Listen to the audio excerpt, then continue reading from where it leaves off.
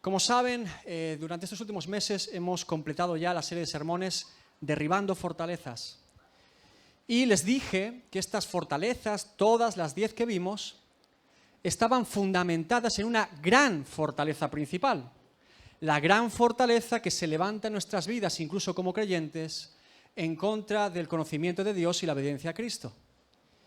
Y antes de desvelar la gran fortaleza, quisiera compartirle cómo Dios me llevó a ese texto bíblico de 2 Corintios 10, del 4 al 5. Y creo que todos, como creyentes, alguna vez hemos sentido, incluso gente no creyente todavía, que no ha entregado su corazón a Cristo, todos, como seres humanos, hemos visto y entendido en algún momento de nuestras vidas, quizá, que Dios se ha acercado a nosotros, que de alguna manera hemos sentido a Dios más cerca de nosotros, queriéndonos hablar y comunicarse con nosotros. Puede ser por medio de una lectura bíblica, puede ser a través de la oración, de una predicación, del testimonio de un hermano, o como el Espíritu Santo haya decidido obrar para revelarse a nosotros.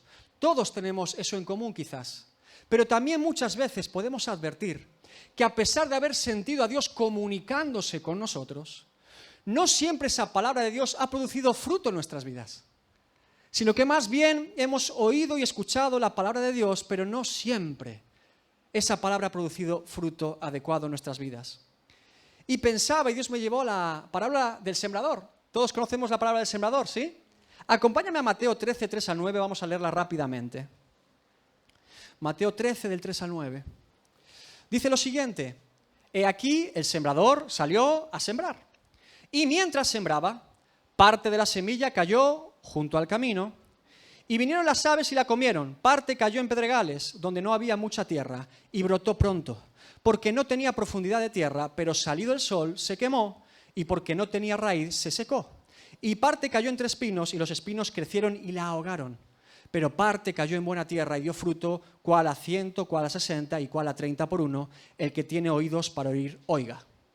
Y evidentemente, la interpretación general y habitual de este texto bíblico es referente a cuando un ser humano, cualquier persona, escucha el Evangelio, ¿sí?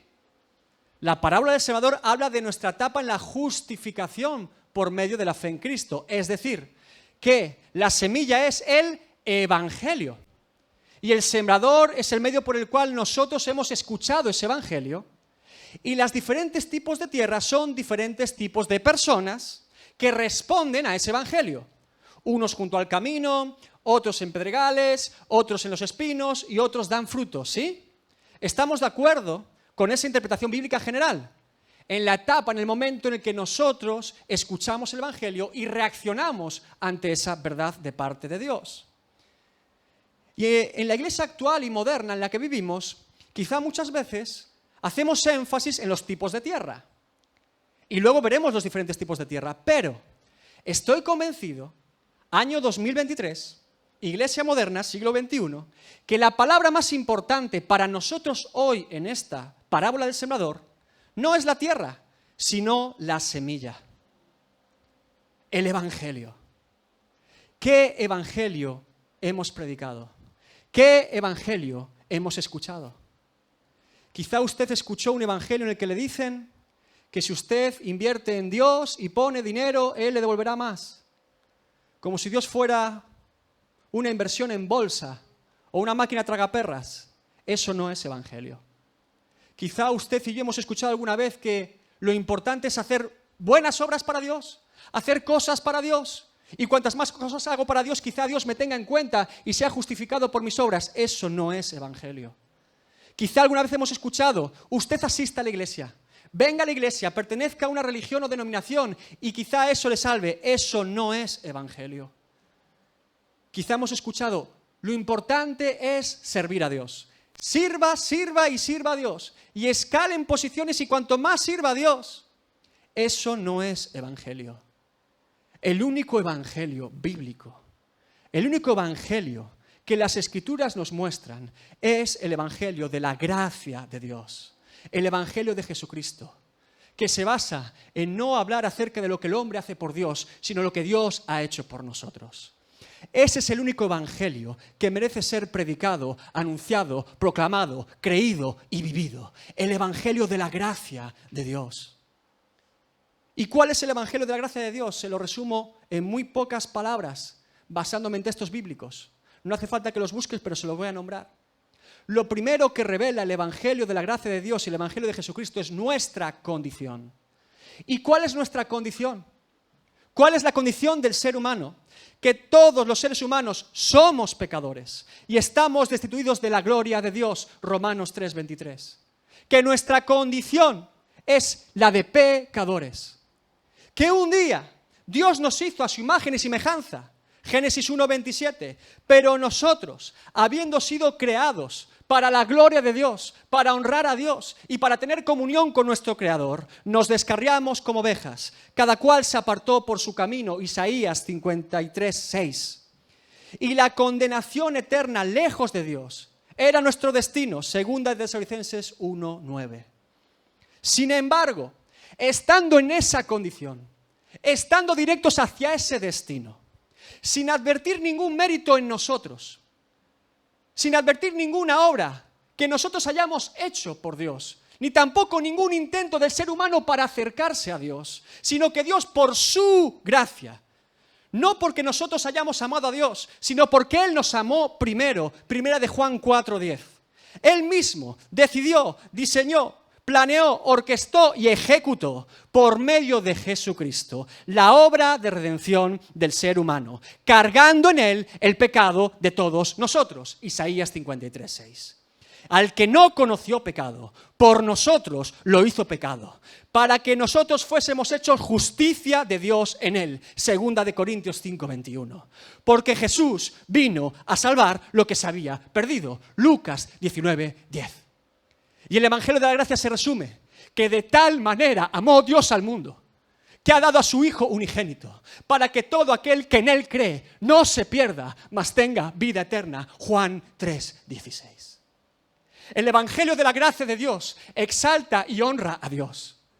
Pone en el centro a la obra de Cristo y el mérito y la gloria es de Dios y no del hombre. Cualquier evangelio que glorifique al hombre, que nos honre a nosotros mismos, no es el Evangelio verdadero.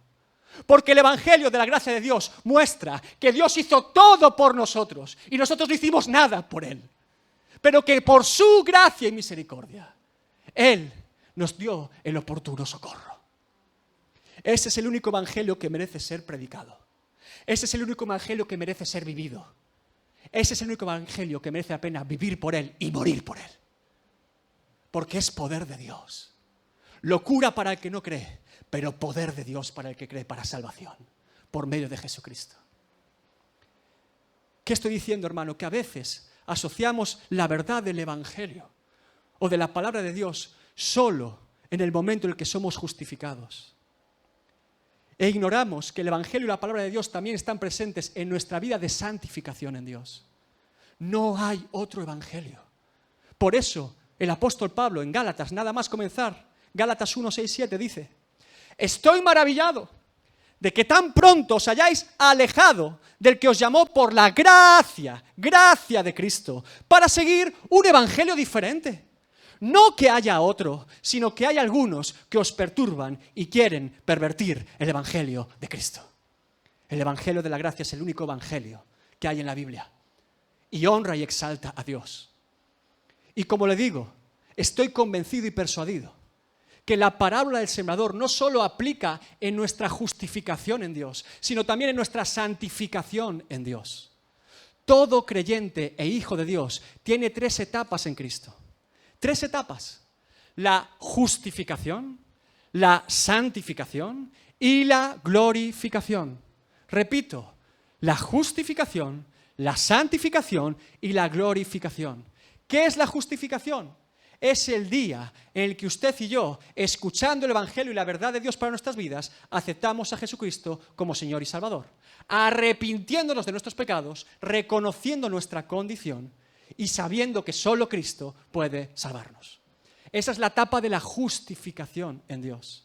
Ahora, la parábola del sembrador también aplica en la santificación en Dios. ¿Qué es la santificación en Dios? Desde el día que yo me convertí, desde el día que yo soy nueva criatura en Cristo, que las cosas viejas pasaron y todas son hechas nuevas. Desde ese día hasta el último día que esté vivo en la tierra, hasta que mi corazón pare de latir, es mi proceso de santificación en Dios, en el que Dios me lleva a vivir conforme a las Escrituras, en el que Dios me lleva a ser imagen y semejanza de Cristo. Ese es el proceso de santificación del creyente. Y el día que usted y yo nos moramos y nuestro corazón se pare, seremos presentados delante de Dios y será el día de la glorificación por la eternidad. Y la parábola del sembrador aplica a nuestra santificación en Dios. ¿Por qué? Porque muchas veces podemos advertir que nosotros mismos, en función del momento o estado de nuestra relación con Dios, en función de cómo estemos familiarmente, económicamente, socialmente, de salud, actuamos como estos diferentes tipos de tierra ante la palabra. A veces nos comportamos como a la semilla que cae junto al camino, otras veces como la que está en pedregales, otras veces como la que está en espinos y otras veces también da fruto. Fíjese, la semilla que cae junto al camino, ¿qué significa? Dios habla por medio de su palabra, pero nosotros no estamos dispuestos o atentos para entender ni oír lo que Dios está diciendo. ¿Sí? ¿Nunca le ha pasado que ha leído la Biblia, pero no ha leído la Biblia? A mí sí. ¿Nunca le ha pasado que está leyendo un texto bíblico y después de 10 minutos dices, no he leído nada? Estoy leyendo mecánicamente un periódico, pero no he leído, ni me he guardado nada. ¿Nunca le ha pasado, hermano o hermana, que está orando a Dios, pero no está orando a Dios? A mí me pasa. Y empiezan a venir pensamientos que nos invaden, que nos alejan, que nos desenfocan del propósito de la oración. Muchas veces la semilla, la palabra de Dios viene a nuestras vidas, pero nos comportamos como la semilla que cae junto al camino. Muchas veces incluso escuchamos y entendemos la palabra, pero no nos tomamos el tiempo suficiente para meditarla. El problema muchas veces, hermanos, no es que no entendamos la palabra, sino que no nos hemos tomado la dedicación y el tiempo suficiente para atesorarla y meditarla en nuestras vidas, para masticar la comida. Por eso, en la Biblia es constante, versículos que nos advierten lo importante que es meditar en la palabra de Dios. Salmos 1 del 1 al 3. Bienaventurado el varón que no anduvo en consejo de malos, ni estuvo en camino de pecadores, ni en silla de escarnecedores se ha sentado, sino que en la ley de Jehová está su delicia.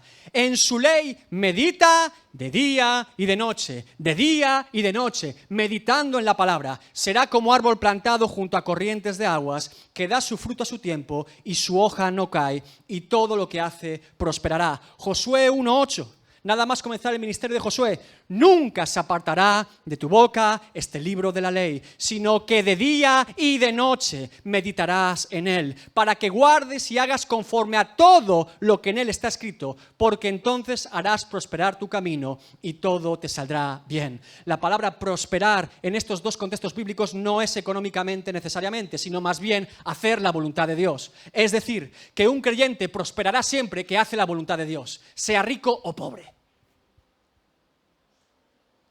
sea sano o enfermo. Prosperar es hacer la voluntad de Dios.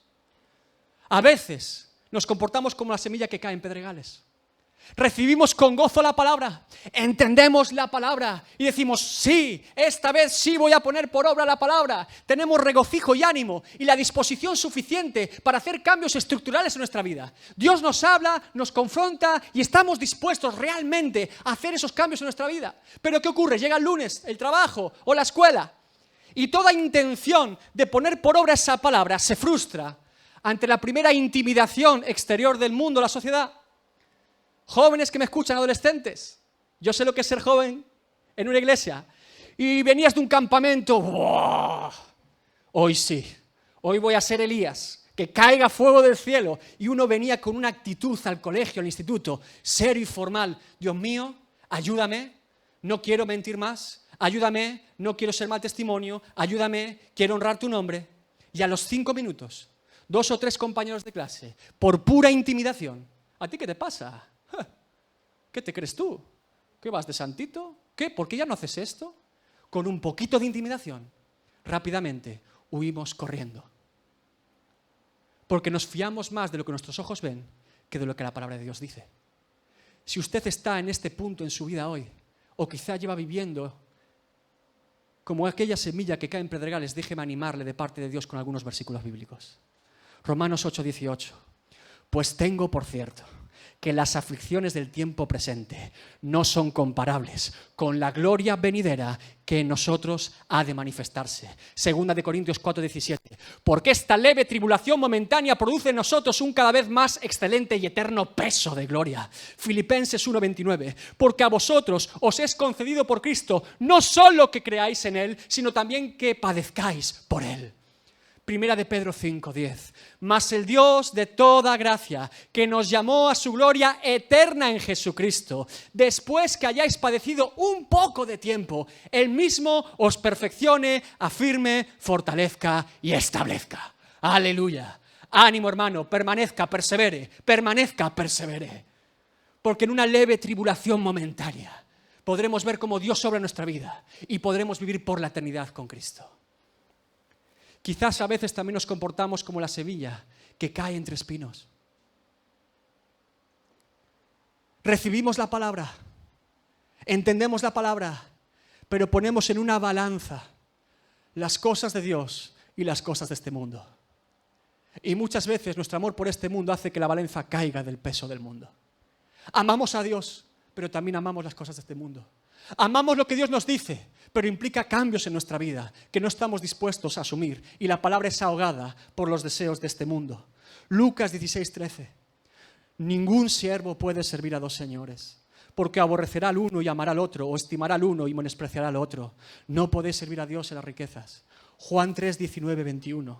Y esta es la condenación, que la luz vino al mundo, y los hombres amaron más las tinieblas que la luz, porque sus obras eran malas, porque todo aquel que hace lo malo aborrece la luz y no viene a la luz para que sus obras no sean reprendidas. Mas el que practica la verdad viene a la luz para que sea manifiesto que sus obras son hechas en Dios.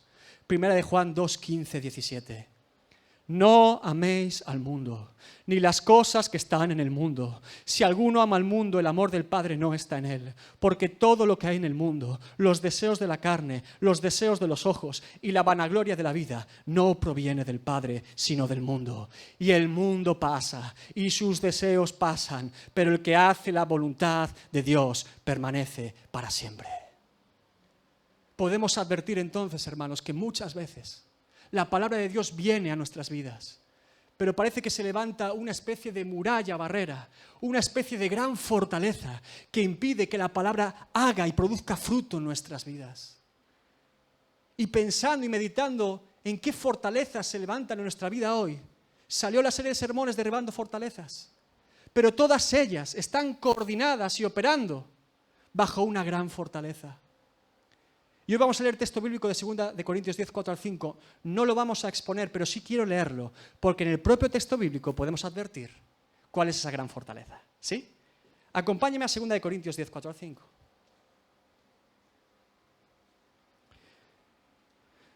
Porque las armas de nuestra milicia no son carnales, sino poderosas en Dios, para la destrucción de fortalezas, derribando argumentos y toda altivez que se levanta contra el conocimiento de Dios, y llevando cautivo todo pensamiento a la obediencia de Cristo. Es decir, lo que se levanta en contra de la obediencia de Cristo, lo que se levanta en contra del conocimiento de Dios es nuestra altivez. En resumen, nuestro puro y llano orgullo, el orgullo del ser humano. El orgullo es esa gran fortaleza que se levanta en nuestras vidas antes de conocer a Cristo y también cuando conocemos ya a Cristo. El orgullo se puede manifestar de muchas maneras. A veces pensamos que una persona muy autosuficiente o segura de sí misma es orgulloso. Y es cierto, es un síntoma claro de orgullo. Pero escúcheme, una persona muy acomplejada y apocada también revela orgullo en su corazón. Cualquier complejo de superioridad o de inferioridad revela orgullo en nuestro corazón. Es igual de orgulloso aquel que mira a los demás por encima del hombro creyéndose mejor y no siéndolo. teniendo un concepto más alto de sí mismo que el que corresponde, que aquel que siempre va intentando que los demás lo animen diciendo yo soy lo peor, yo no valgo nada, yo no tengo nada, yo soy... No, tranquilo, no te preocupes, tú sí que vales, tú sí que mereces la pena. Orgullo. Cualquier complejo de superioridad o inferioridad revelan orgullo en nuestras vidas. Fíjense, hermanos, cómo es el orgullo del ser humano, cómo es nuestro orgullo. Que hay personas que han recibido convicción de pecado por medio del Espíritu Santo obrando, han visto su condición delante de Dios, sabiendo que son pecadores, y han llegado a pensar y decir, yo no me puedo acercar a Dios porque Dios no me puede perdonar. Mis pecados son tan grandes y terribles, si tú supieras mi vida, Dios no puede perdonarme. Y a veces creemos que eso es humildad, pero eso es puro orgullo. Si yo creo que mis pecados son más grandes que Cristo, soy un orgulloso. Porque donde abundó el pecado, sobreabundó la gracia. Dios es más grande que todo el pecado junto del ser humano. Romanos 5, 19, 21. Porque así como la desobediencia de un hombre, por la desobediencia de un hombre, los muchos fueron constituidos pecadores, un hombre, Adán, constituidos pecadores nosotros, así también por la obediencia de uno, Jesucristo, los muchos serán constituidos justos, los creyentes. Pero la ley se introdujo para que el pecado abundase. Mas cuando el pecado abundó, sobreabundó la gracia. Para que así como el pecado reinó para muerte, así también la gracia por la justicia para vida eterna mediante Jesucristo, Señor nuestro. No hay nada, nada ni nadie que te pueda separar del poder de Dios para su perdón. Nada más que nuestro obstinado orgullo que no quiera creerlo. No hay pecado, maldad o suciedad que Dios no pueda limpiar por medio de la sangre de Jesucristo. Porque Jesucristo es más grande que todo el pecado de la historia de la humanidad junta. Si en una balanza ponemos el pecado del mundo y ponemos a Cristo, Cristo vale más. Esa es la verdad del Evangelio. Ese es el poder de la gracia de Dios. El orgullo es la gran fortaleza que se ha levantado en nuestra vida. El orgullo es lo que inoculó Satanás desde el principio en el ser humano. El orgullo es lo que se halló en Satanás como criatura hecha por Dios, que quiso atentar contra Dios y tener su lugar. Ezequiel 28, 17. Palabra profética de Ezequiel al rey de Tiro, pero también sabemos que se refiere a Satanás. Se enalteció tu corazón, se enorgulleció a causa de tu hermosura. Corrompiste tu sabiduría a causa de tu esplendor. Yo te arrojaré por tierra. Delante de los reyes te pondré para que miren en ti. ¿Qué es lo que Satanás pretende en la tentación a Jesús? ¿Qué es lo que él propone? Puro y llano orgullo. Y le dijo el diablo, Lucas 4, 6 al 9, a ti te daré esta potestad y la gloria de estos reinos, porque a mí me ha sido entregada. ¿Quién se la entregó? Nosotros los seres humanos. Y a quien quiero la doy. Si tú, postrado, me adorares, todos serán tuyos. Puro orgullo. Y qué obstinado es el orgullo, que esta criatura cree y puede llegar a pensar que el santo Hijo de Dios, Dios hecho carne, va a preferir unos reinos humanos en lugar de hacer la voluntad del Padre. Por eso Jesucristo responde, vete de mí, Satanás, porque escrito está, al Señor tu Dios adorarás y a Él solo servirás.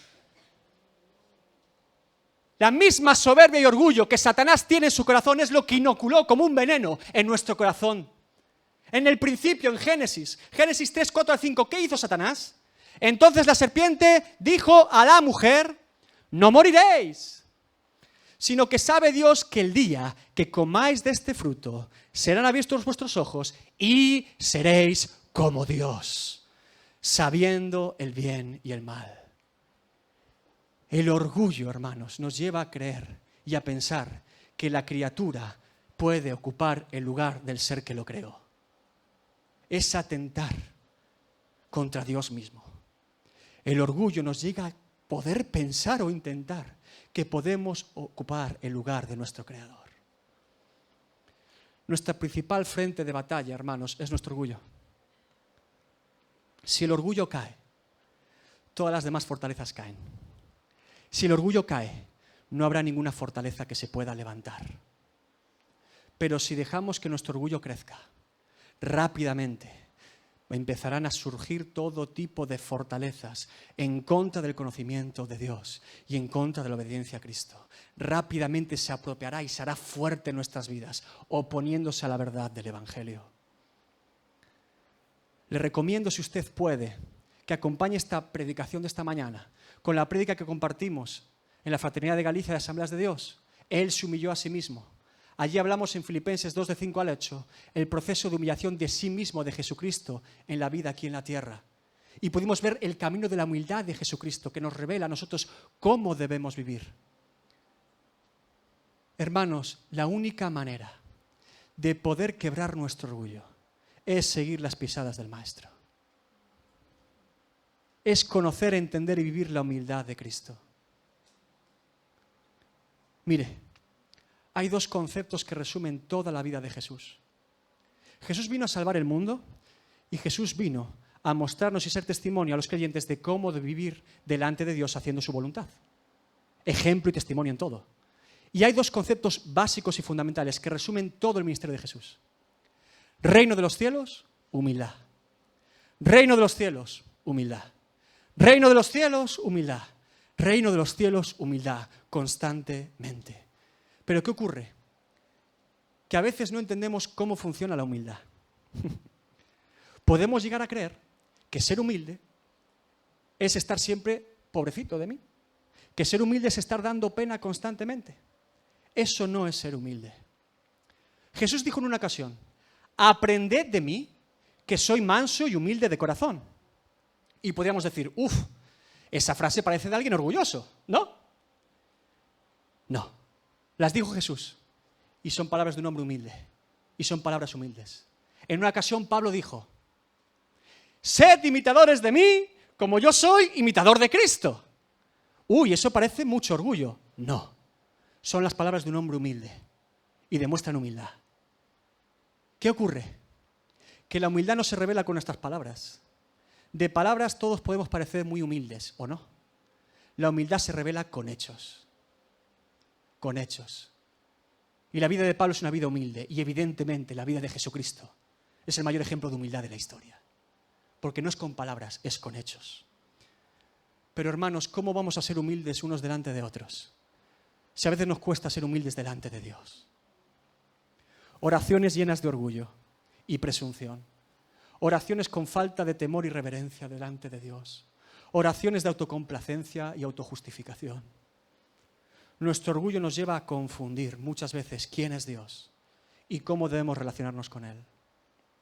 Proverbios 21:2. Todo el camino del hombre es recto en su propia opinión, pero Jehová pesa los corazones. Vamos a poner un ejemplo práctico y cierro el mensaje.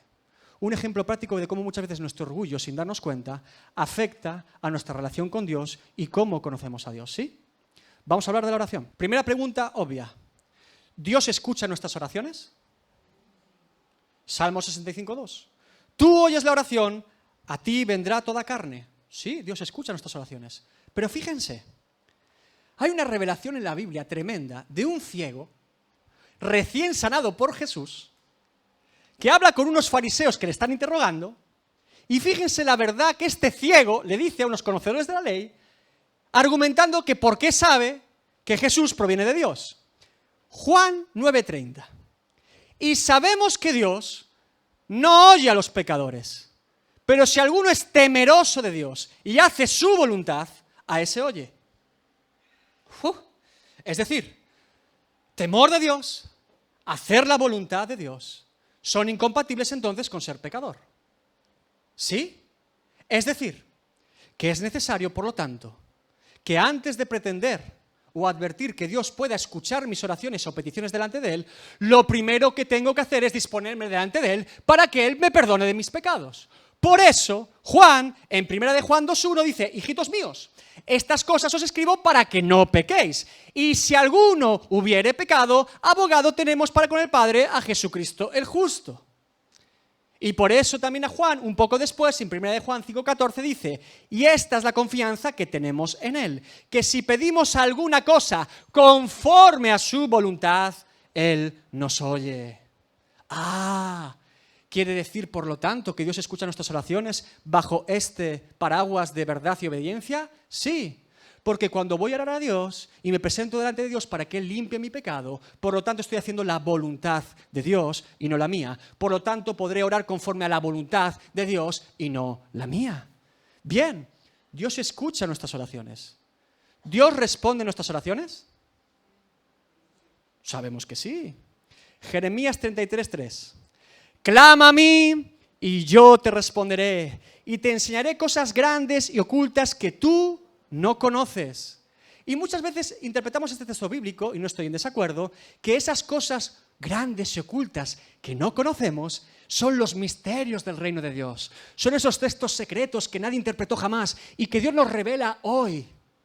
Sí, clama a mí, yo te responderé, y cosas grandes, ocultas que nadie conoce te las revelaré. Estoy de acuerdo con esto, pero volvamos a leer el texto una vez más. Fíjese. Clama a mí y yo te responderé, y te enseñaré cosas grandes y ocultas que tú no conoces dentro de ti.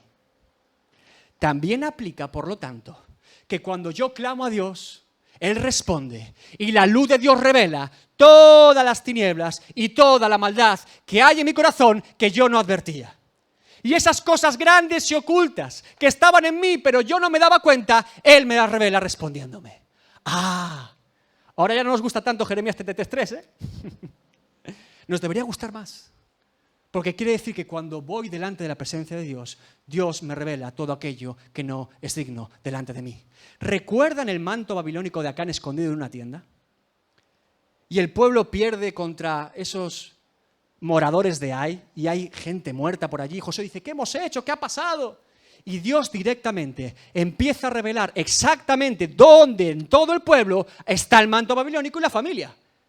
Revela lo que estaba oculto y era grande, que era rebelión contra Dios en medio del pueblo.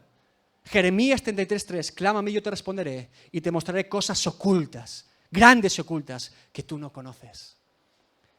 Tenemos también Mateo 7, del 7 al 8. Pedid y se os dará. Buscad y hallaréis. Llamad y se os abrirá. Porque cualquiera que pide, recibe. Y el que busca, halla. Y el que llama, se abrirá. El que pide la voluntad de Dios, el que busca la voluntad de Dios y el que llama para vivir en la voluntad de Dios. Dios escucha nuestras oraciones, amén. Dios responde nuestras oraciones, amén. Ahora le hago una pregunta. ¿Cuántos de ustedes, y yo me incluyo el primero, tienen oraciones delante de Dios que no han sido respondidas? Levante la mano, no tenga miedo. ¿Cuántos de ustedes tienen oraciones delante de Dios que todavía no han sido respondidas? ¿Sí? A veces Dios tarda en su respuesta para tratar nuestro corazón, sí. Pero fíjese cómo nuestro orgullo. ¿Le cuento un secreto de parte de Dios? Mire, Dios escucha nuestras oraciones y Dios responde nuestras oraciones. Pero a veces simplemente Dios dice no. Pero nuestro orgullo nos impide entender esto. Porque damos por hecho que si Dios escucha mi oración y Dios la responde, siempre tiene que ser sí su respuesta. Y no funciona así con Dios. Igual que cuando usted era niño, yo también, íbamos delante de nuestro Padre y a veces decía sí y a veces decía no. Pero nuestro orgullo nos hace creer que cuando Dios responde, siempre tiene que decir que sí. Pero déjeme decirle, hermano, que muchas veces en nuestra vida Dios responde no, bástate mi gracia.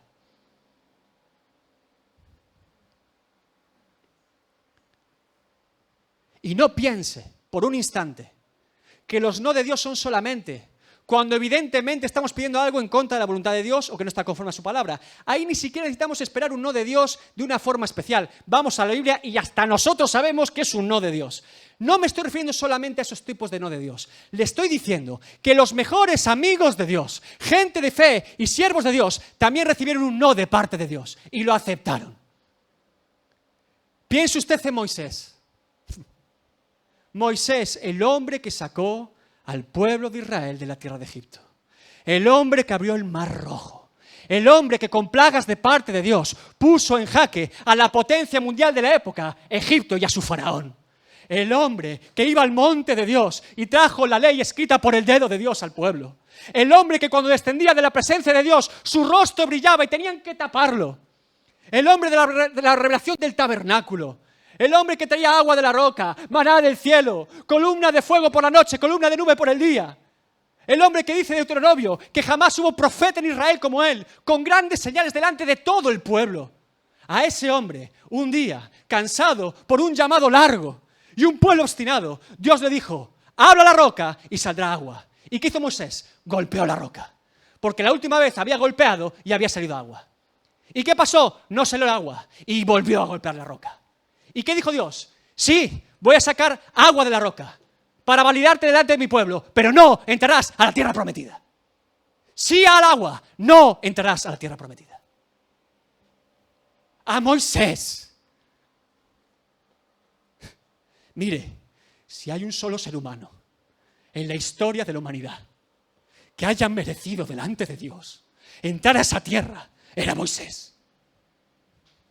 El único que merecía de todo ese pueblo verdaderamente entrar en esa tierra era Moisés. Que incluso cuando Dios quería raer de la faz de la tierra al pueblo de Israel, dijo no, haré de ti un pueblo nuevo. Dijo no, ten misericordia de este pueblo. Sin embargo, Dios dijo no. Deuteronomio 3:26. Pero Jehová se había enojado contra mí, dice Moisés, a causa de vosotros, por lo cual no me escuchó. Y me dijo Jehová, basta, no me hables más de este asunto. Y no entró y se quedó a las puertas. Los no de Dios a sus mejores amigos.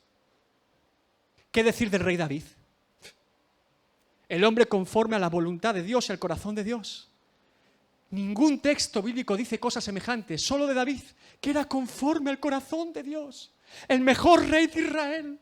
Un rey valiente, amado por el pueblo, el rey que trajo la alabanza y la adoración al pueblo de Israel, el rey que preparó los materiales para que su hijo construyera el templo de Dios, el rey en el que Dios profetizó que su linaje no tendría fin y se cumplió en Jesucristo. Y le dijo no, porque por causa de su pecado con Betsabé, mató a Urías y el fruto de ese adulterio era un niño. Y Dios dijo, me llevo al niño.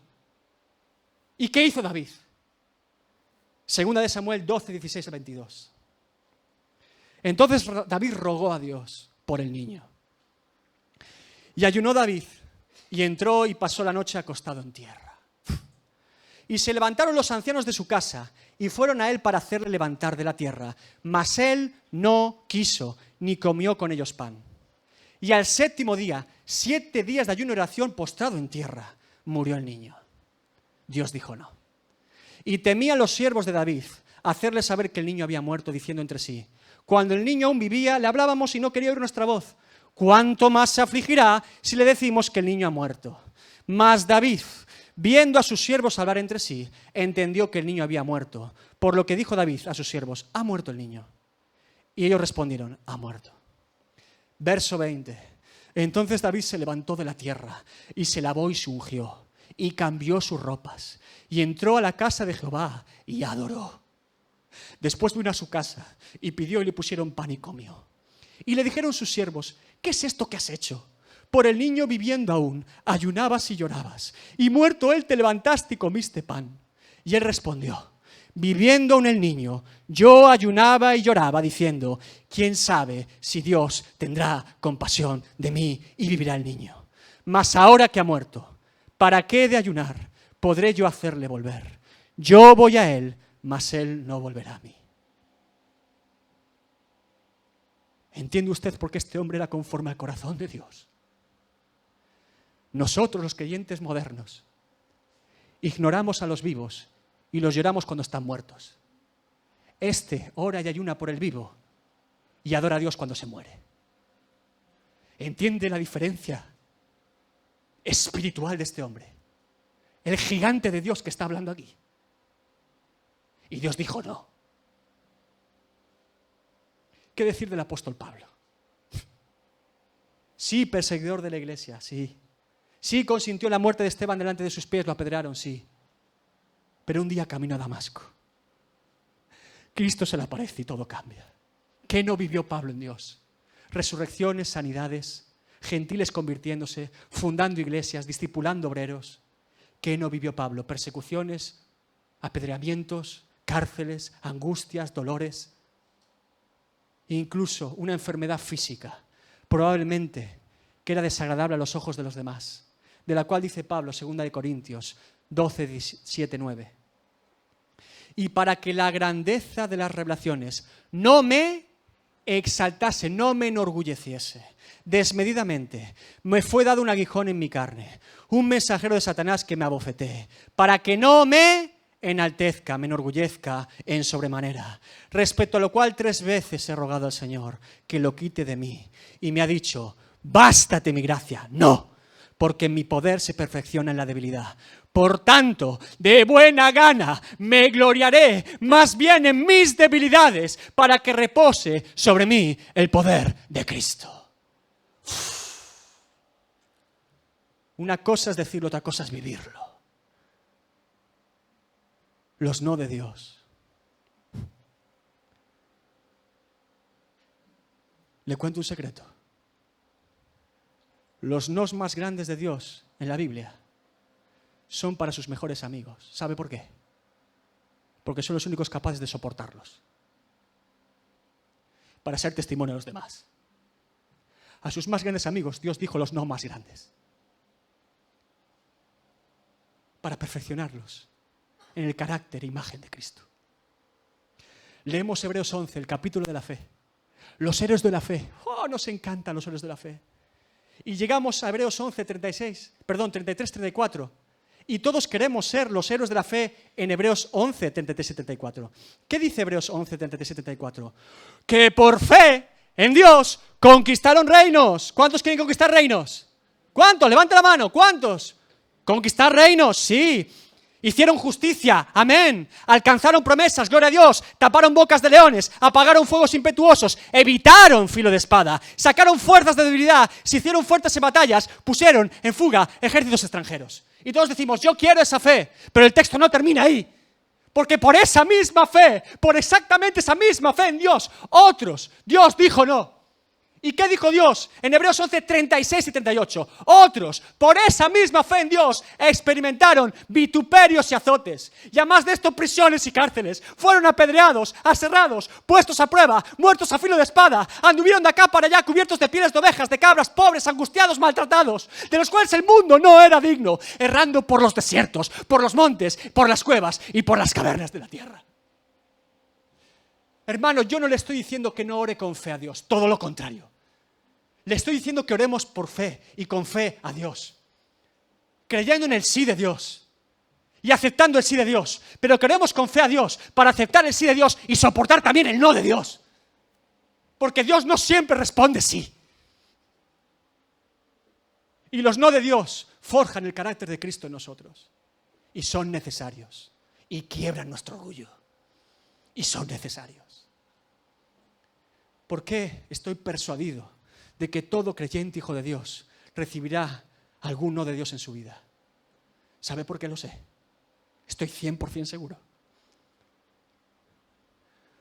Porque si a su santo Hijo, perfecto y justo en todo, le dijo no, ¿qué espera usted que nosotros recibamos de Dios?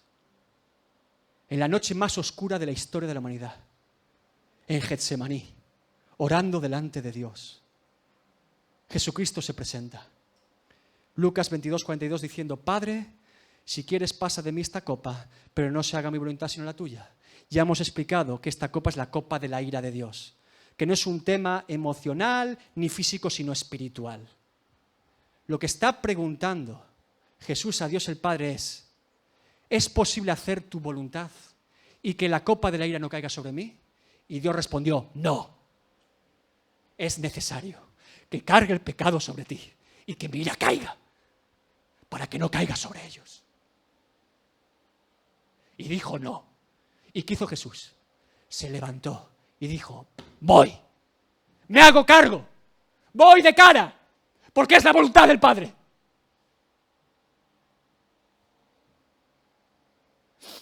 El no de Dios el Padre en Getsemaní, el no de Dios el Padre en Getsemaní para salvarnos a ti y a mí, se convirtió en un sí. Cuando ese sepulcro, al tercer día, Jesucristo de Nazaret resucitó de los muertos, para que toda rodilla se doble y toda lengua confese que Jesucristo es el Señor, para gloria de Dios Padre. ¡Aleluya! porque el no de Dios se convierte en un sí de Dios para la eternidad. ¡Aleluya! Le estoy diciendo, hermano, que el no de Dios siempre merecerá la pena, porque es hacer su voluntad. Le digo que el no de Dios forja el carácter de Cristo en nosotros y creve a nuestro orgullo. Y le estoy diciendo, hermano, que el no de Dios es un no aquí en la tierra y ahora. Que la vida pasa y todo no de Dios merecerá la pena, porque un día nos presentaremos delante de la presencia de Dios y Dios dirá, sí, sí, sí.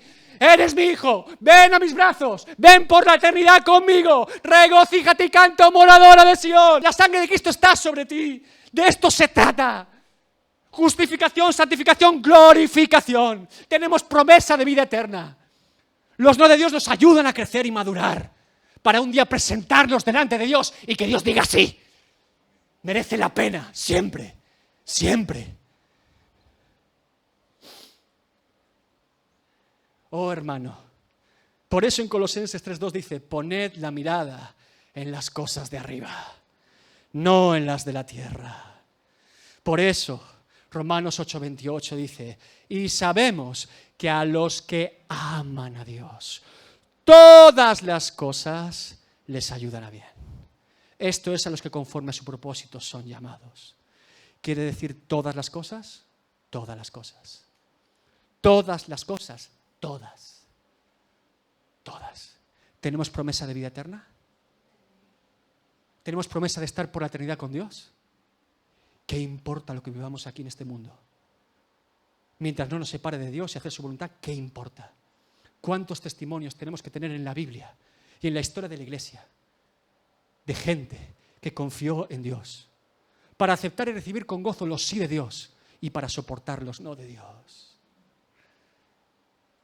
Que Dios nos ayude, hermanos. Le voy a invitar a que se ponga de pie en esta mañana.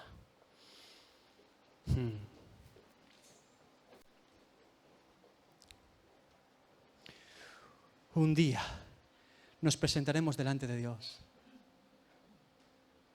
y ya no habrá más llanto ni dolor, ni más tristeza, ni enfermedad, ni sufrimiento, ni padecimiento, ni quebrantamiento.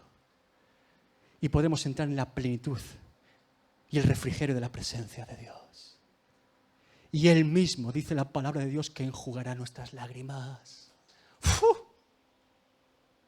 Siempre merece la pena seguir a Dios.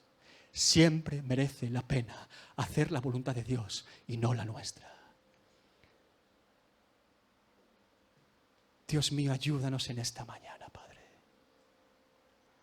Ayúdanos en esta mañana. Que ningún orgullo, obstinación o soberbia de nuestra vida nos impida entender quién eres tú. El Evangelio glorifica y exalta a Cristo. La palabra de Dios glorifica y exalta a Dios. No hay otro Evangelio, no hay otra verdad, no hay otra vida. Solo somos creados y fuimos creados para la gloria de Dios, para honrar y exaltar el nombre de Dios. La disposición de las criaturas creadas por Dios es honrar y glorificar al Dios creador. Ese es nuestro propósito de vida. Esa es la voluntad de Dios en nosotros. Y lo más curioso es que cuando cumplimos esa voluntad de Dios, realmente somos plenos. Pero nuestro orgullo muchas veces no nos permite entenderlo. Que cuando hacemos nuestra voluntad y nos obstinamos en seguir nuestros propios caminos y nos alejamos de Dios, nada funciona y todo va mal. Y nos sentimos afligidos, secos, muertos, vacíos por dentro, porque así es nuestra condición lejos de Dios. Pero si podemos recapacitar en esta mañana, Señor, juntos, cada uno en el área en la que le toque, Dios mío. El orgullo se levanta de forma muy sutil. Pero Dios mío, ven con todo en esta mañana a orar en nuestras vidas. Gracias, Dios mío, por tu palabra. Gracias, Dios mío, porque tú nos hablas, Señor, en este tiempo. Ayúdanos, Señor. Que podamos orar con fe hasta el último instante de nuestra vida por los sí de Dios. Y que podamos alabar a Dios como David cuando Dios diga no. Esa es la madurez del creyente. Ese es el ejemplo de Cristo para nosotros hoy. ejemplo de vida en todo, testimonio real de vida en todo, todo. Que nos podamos enamorar de Cristo cada día más. No hay otro mensaje, solo el Evangelio de la gracia de Dios. Le voy a dejar un tiempo para que usted medite en la palabra, a solas delante de Dios. Dame de beber de tu amor, la fuente de todo poder, el agua que sacia mi ser, tu inagotable amor, tu amor, nunca podré imaginar el ancho y la profundidad, tu inagotable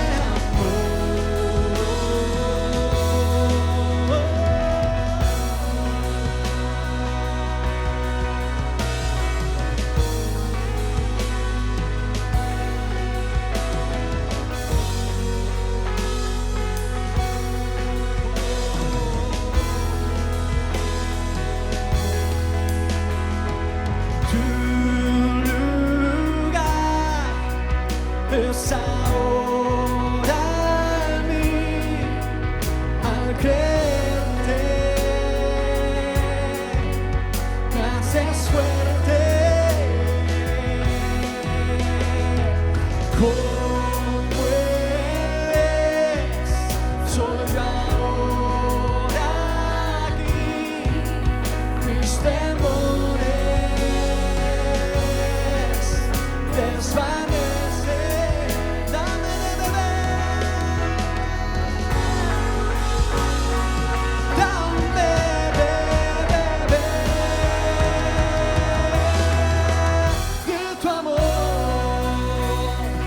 fuente de todo poder, el agua que sacia mi ser, tu inagotable amor, tu amor, nunca podré imaginar el ancho y la profundidad, tu inagotable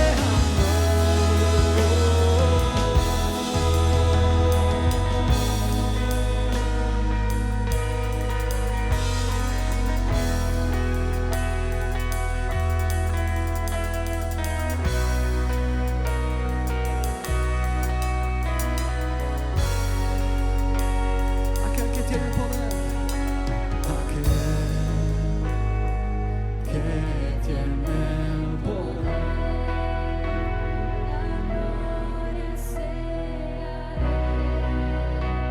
la gloria sea,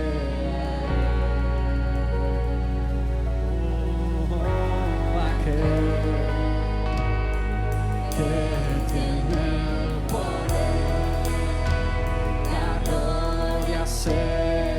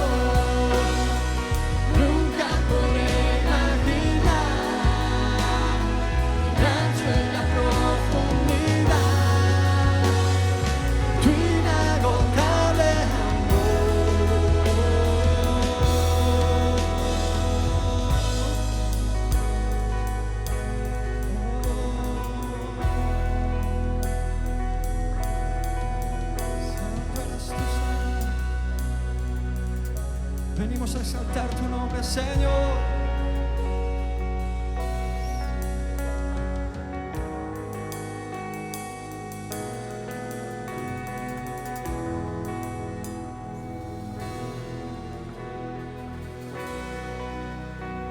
Toda la gloria a ti, Señor. Canta conmigo aquel que tiene poder, la gloria sea a Él. aleluya, la gloria sea a Él. Aquel